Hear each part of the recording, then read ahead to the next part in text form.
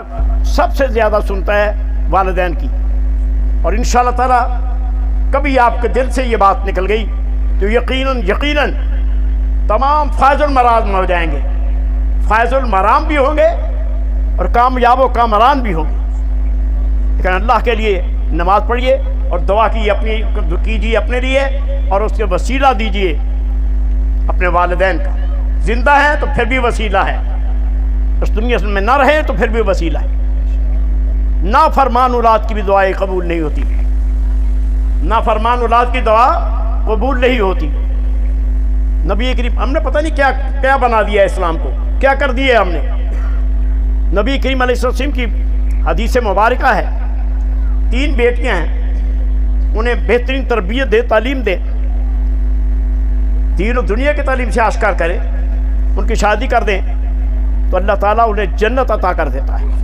वालिदैन को बेहतर तरबियत करने को, बेहतर तरबियत करने की वजह से उन्हें जन्नत अता कर देता है वालिदैन को।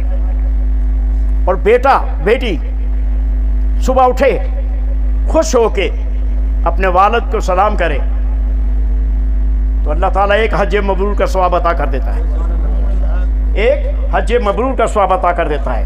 और बाप भी अगर खुश होकर जवाब दे दे तो 2 हज मबरूर का सवाब अता कर देता है। वालिदैन का दर्जा बराबर है, याद रखिए। न वालिद को बड़ी चीज़ है न वालिदा को बड़ी चीज़ है, दोनों बराबर है, एक दूसरे से बड़े नहीं है।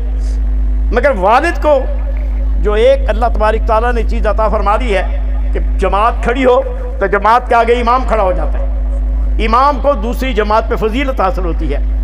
बाप को घर का इमाम बना दिया गया है, सरबराह बना दिया गया है, बादशाह बना दिया गया है। उसकी वजह से उसकी फजीलत ज़्यादा है वालिदा से भी, याद रखिए। और मैं अक्सर बीवियों को एक बात कहता हूँ, अपने खामदों को अगर आप बादशाह समझें, अपने खामदों को अगर आप बादशाह समझें तो आप बादशाह की बीवी हैं। अपने खामदों को अगर बादशाह समझती हैं तो आप खामद बादशाह है आपका, आप उसकी मालिका है, आप उसकी बीवी हैं, बादशाह की बीवी है। और अगर गलीज आदमी समझे अपने खामद को तो फिर गलीज आदमी की बीवी कहलाएंगे ना, गलत आदमी की बीवी कहलाएंगे। इसलिए ये भी फर्ज है कि वालिद बीवी को, सरकार कायनात अलैहिस्सलाम ने इरशाद फरमाया कि मैं अगर सजदे की इजाज़त देता तो औरत को कहता कि अपने मर्द को सजदा कर। ये फजीलत इसलिए दी गई है कि घर में एक सरबराह होता है, हम उन सरबराहों को भूल गए, हमने वालिदैन को भुला दिया।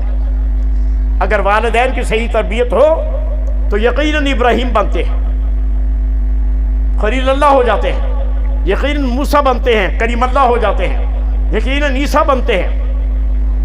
अगर बेहतर तरबियत हो और अगर औलाद की बेहतर तरबियत हो तो फिर इस्माइल ज़बी अल्लाह बनते हैं। फिर मकाम क्या है? इस्माइल ज़बी अल्लाह। लिहाजा अपने खामदों को बादशाह ज़रूर समझिए और अपनी औलाद की तरबियत बेहतर तौर पे कीजिए।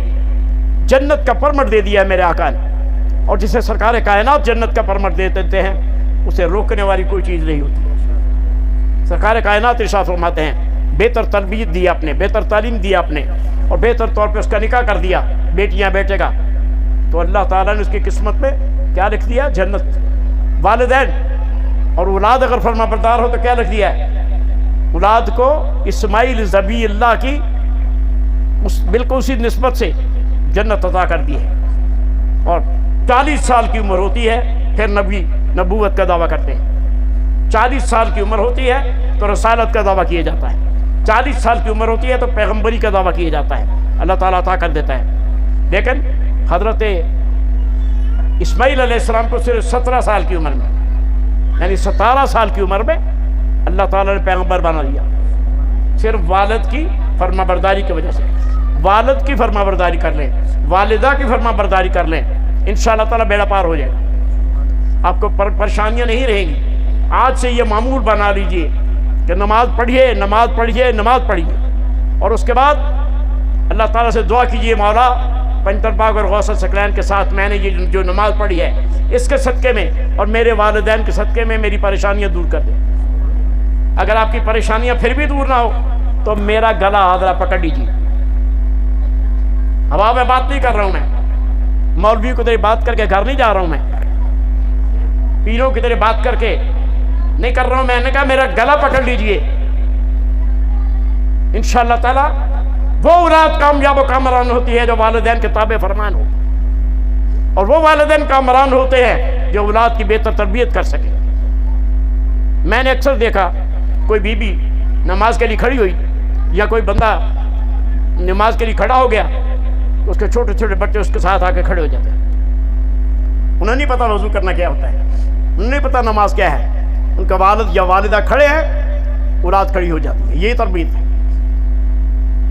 कभी ऐसा किया ही नहीं। सुबह उठता है खामन तो कहता है अपने बेटे को, आओ बेटा नमाज पढ़ाएं, तो बीबी कहती है उल्टा लिस होता है, तेरे को वेखे ही नहीं जाता, तू तेन बर्दाश्त ही नहीं करता। ऐसा ना करे, ऐसा ना करे।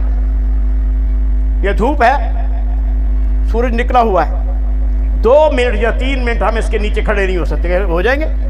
क्यों? शिद्दत है इसमें, तपश है इसमें, तमाज़त है इसमें, गर्मी है इसमें, इससे खड़े नहीं हो सकते। लेकिन सूरज के बगैर काम नहीं बनता। सूरज हो तो अजनास पैदा करता है, सूरज अगर हो तो जिनसे पैदा करता है, फसलें पैदा करता है, मेवे पैदा करता है, फल पैदा करता है, और लोगों की, इंसानों की हड्डियों को मजबूत करता है। कौन? सूरज। तपश इसमें ज़्यादा है। इसी तरह खामद ज़रा सख्त होता है, लेकिन औलाद के लिए बेहतरीन सूरज होता है वो। लेकिन माएँ क्या होती है? 14वीं रात की चांद की तरह मीठी ठंडी छाँव। इससे औलादें गड़बड़ भी कर जाती हैं, इससे औलादें गड़बड़ भी कर जाती है। मैंने देखा एक आज शख्स बेटा, उम्र होगी 20, ज़्यादा से ज़्यादा 20 साल, तो उसकी बीवी उसके साथ खड़ी है जिसकी उम्र 17-18 साल होगी। एक बच्चा उसने उठाया हुआ है। एक बच्चा किसने उठाया है? खामन ने। बीवी उसका हाथ पकड़ती है, उसके मुंह में मारती है अपने खामद के और हंस देती है। फिर वो हाथ उठाती है, फिर मुंह में मारती है, और काफ़ी देर तक वो हंसते रहते हैं एक दूसरे से। ये मजाक कर रहे हैं। मैं वहाँ बैठा हुआ था, मैंने देखा, मैं बुलाया, मैं कहा बेटा बैठो। मैं कहा बीबी ये हाथ जो उठ रहा है तुम्हारा, तुम्हारे खामद के मुंह पे मारती हो, कल यही हाथ अगर तुम्हारे लिए उठ गया तो क्या होगा?